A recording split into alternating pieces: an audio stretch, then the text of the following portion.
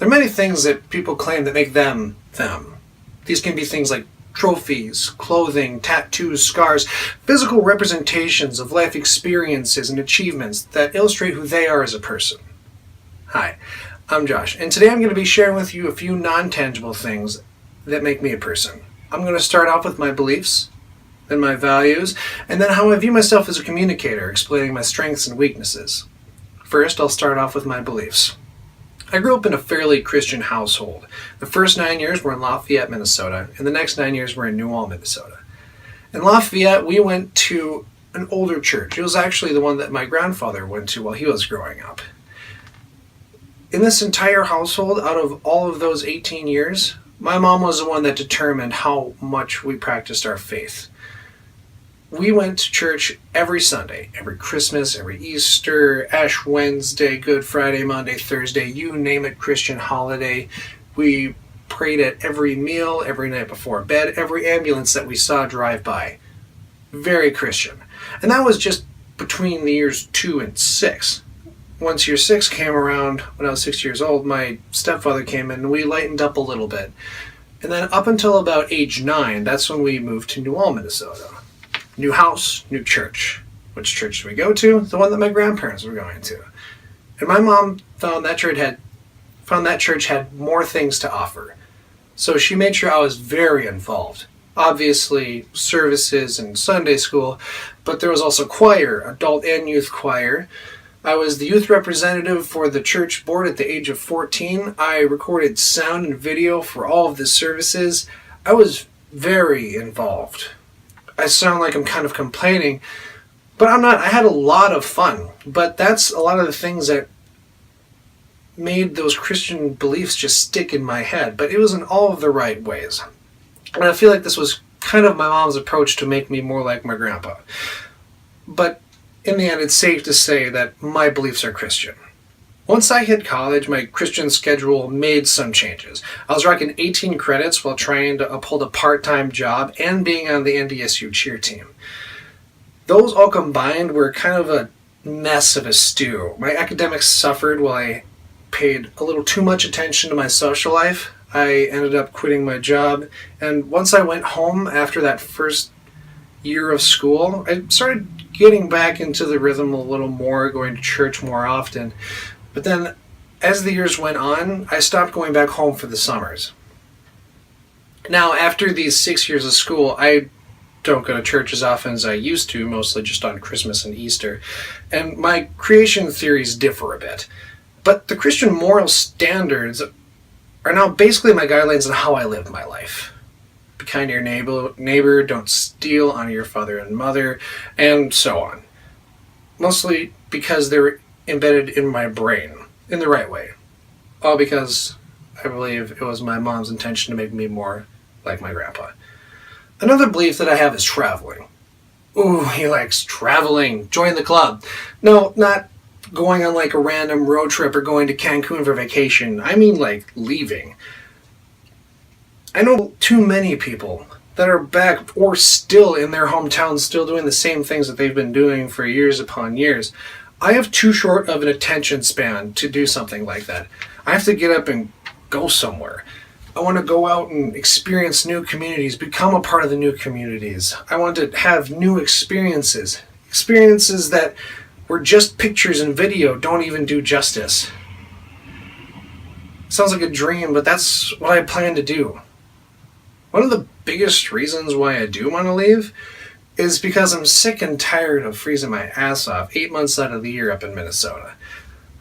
I've done all the fun things in the winter, like snowmobiling, ice fishing, sledding, etc., and I had my fun, but then when I'm not doing that, I'm just sitting here cold.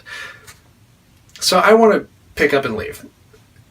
My dad traveled a lot in his 20s and 30s, and I feel like I kind of picked up off of that, and that's why I have this need to go and do that. So once I'm done with school, I'm getting out of here. And I've been talking with my mom, and it sounds like that she thinks it's a good idea as well. So she'll be coming along, and she talked to my grandma and grandpa, and apparently they're coming too. Which will be nice because then I'll be near my grandpa, whom I idolize and structured my values from. Which brings me to my next point, my values. I value friendship, connectedness, having people I know and people that know me wherever I go. And it isn't just knowing people to be popular, but always having someone to be there for you wherever there is. Like I said, I learned this from my grandpa. He's a very selfless person and always makes time to help people out. And all of these selfless acts he's had over his lifetime have made him a fairly recognized person in both of the communities that I grew up in. And because of that, a lot of people knew me, so I had to stay out of trouble. And that was probably good for my mom's sake.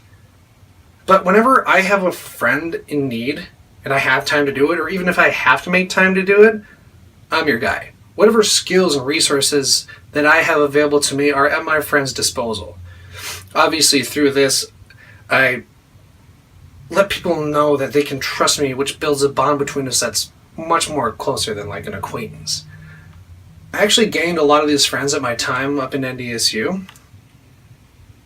And it's awesome. Like, I can go back to some of these people years after I haven't seen them, and we can pick up where we left off. And I have these friends in all the places that I've gone to. Obviously, back at home and where I live now, but up in the Twin Cities, northern Minnesota, Fargo, North Dakota, South Dakota, Texas, California, Florida, Washington, D.C., even places that I haven't been before, like New Zealand and Korea. All because I took the time to sit down and help them out when they needed it. And that is where I created the real friendships. And I don't expect any recognition for any of this. I don't expect an award, a trophy, or any payment. I just wanted their friendship. And I just want them to see me the same way that I view my grandpa. Another person I gained a lot of my values from would be my brother. A lot of his teachings weren't intentional, though. I mostly learned through observation.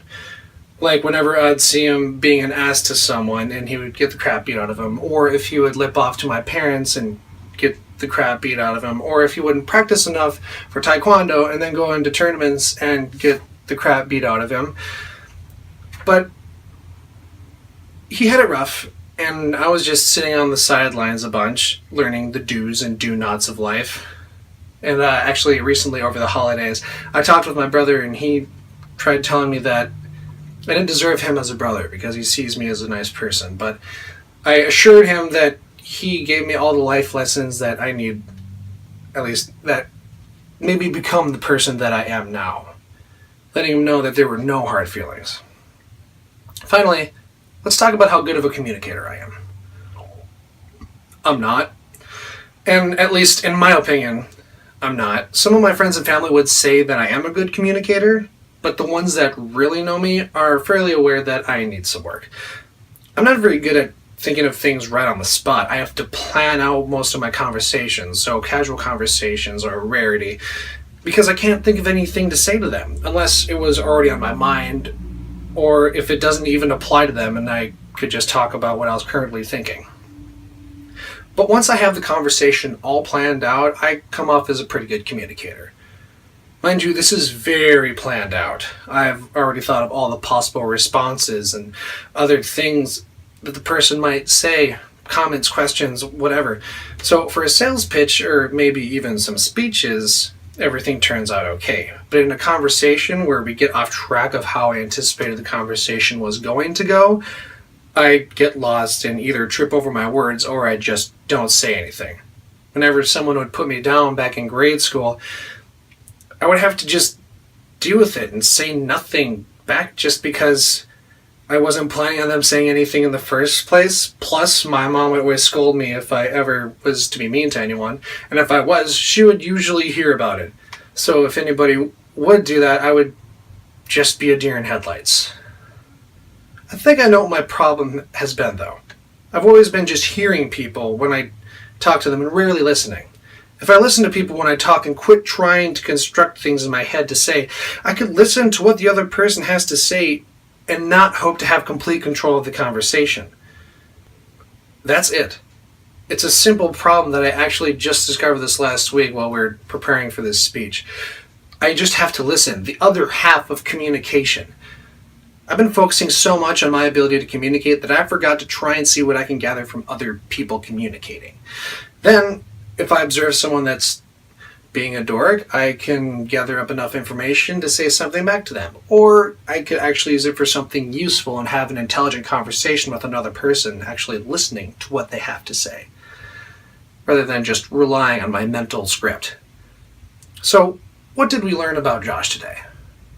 I built my beliefs off the Christian faith. Thank you, Mom. And my love for traveling from my father. I value friendship with so many people, and I love helping people, just like my grandpa. I've learned not to be an ass in practice if I want to be good at something like my brother. And though I present myself as a decent communicator, I need to try to listen to people better. So I'm sorry I didn't have an awesome trophy room or any tattoos and scars to show you, but I had stories. And I appreciate you listening, and now I'm going to take my first step as becoming a better communicator and listen to yours. Thank you.